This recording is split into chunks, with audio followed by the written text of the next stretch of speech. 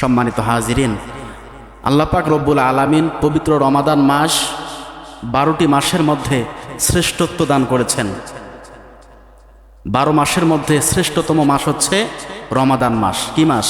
রমাদান মাস। আল্লাহ রসুল বলেছেন, রমাদান পেল, রমাদানের নিয়ম নীতি ফায়সা কাজ থেকে বিরত থেকে যারা তাদের রমাদানকে পরিপূর্ণ করতে পারল না, হারাম কাজগুলোকে বর্জন করে হালালগুলো ভক্ষণ করে রমাদানের সঠিক হক আদায় করে যারা পরিপূর্ণ সওয়াবের নিয়তে আল্লাহ পাকের সন্তুষ্টির উদ্দেশ্যে সিয়াম পালন করে এবং সালাত কায়েম করে, রমাদান শেষ হওয়ার পূর্বেই আল্লাহ পাক রব্বুল আলামিন তাদের জীবনের সবগুলো গুনাহ মাফ করে দেয়। সুবহানাল্লাহ।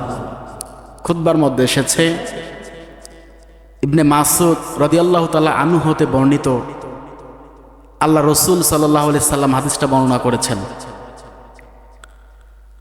যেদিন রমাদান শুরু হয় সেই রাত্রিতে, প্রথম রাত্রিতে আরশে আজিম থেকে, আরশে আজিমের নিচ থেকে বাতাস প্রবাহিত হয় জান্নাতের দিকে। জান্নাতের দিকে যখন বাতাসগুলো যায়, জান্নাতের মধ্যে গাছ লতা পাতাগুলো দোল খায়, ঢেউ খেলে। কারণ জান্নাত থেকে, জান্নাতের মধ্যে গাছ গাছালি আছে না নাই? অবশ্যই আছে। আল্লাহ পাক জান্নাতের বর্ণনা দিয়েছেন, জান্নাতের মধ্যে নহর।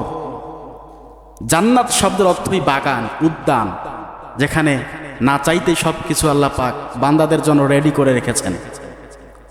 যখন জান্নাতের মধ্যে বাতাস প্রভাবিত হয়, বাতাস চলে আসে আরশে আজিমের নিচ দিয়ে, তখন জান্নাতে থাকা হুরবালারা, যারা হুর, তখন ফেরেশতা রেদওয়ানকে বলতে থাকে, হে ফেরেশতা রেদওয়ান, এটা কোন মাস চলছে?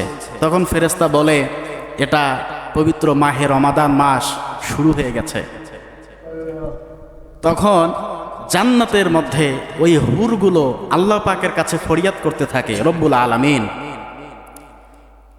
এই যে কত সুন্দর বাতাস জান্নাতের মধ্যে আসছে রমাদান মাসের ওসিলায়, সুতরাং এই রমাদান মাস যারা পাচ্ছে, যারা পাবে, তোমার ওই বান্দাগুলো যারা ইবাদত বন্দেগী করবে, তাদের সাথে আমাদেরকে আপনি কবুল করে নেন, তাদের সহধর্মিণী হিসাবে আপনি আমাকে কবুল করে নেন। বলি সুবহানাল্লাহ।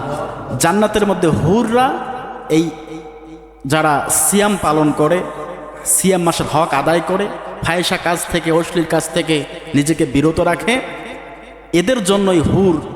হুর কিন্তু শুধু মহিলা না, হুর শব্দের অর্থ শুধু মহিলা তা নয়। হুর হচ্ছে একটা নিয়ামত, যেটা পুরুষদের জন্যও বটে এবং মহিলাদের জন্য বটে। নির্দিষ্ট করে বলা নাই হুর মানেই শুধু মহিলা, এরকমটা কিন্তু না। আমরা মনে করি হুর মানে শুধু মহিলা, নারী, রমণী। হ্যাঁ, এটা রমণীয় হবে, এটা নির্দিষ্ট কোনো লিঙ্গ সেখানে নাই যে সে মহিলা বা পুরুষ, এরকমটা কিছু না। এই হুরের কাছ থেকে জান্নাতবাসীরা শান্তি লাভ করবে, তৃপ্তি লাভ করবে। বলি সুবহানাল্লাহ।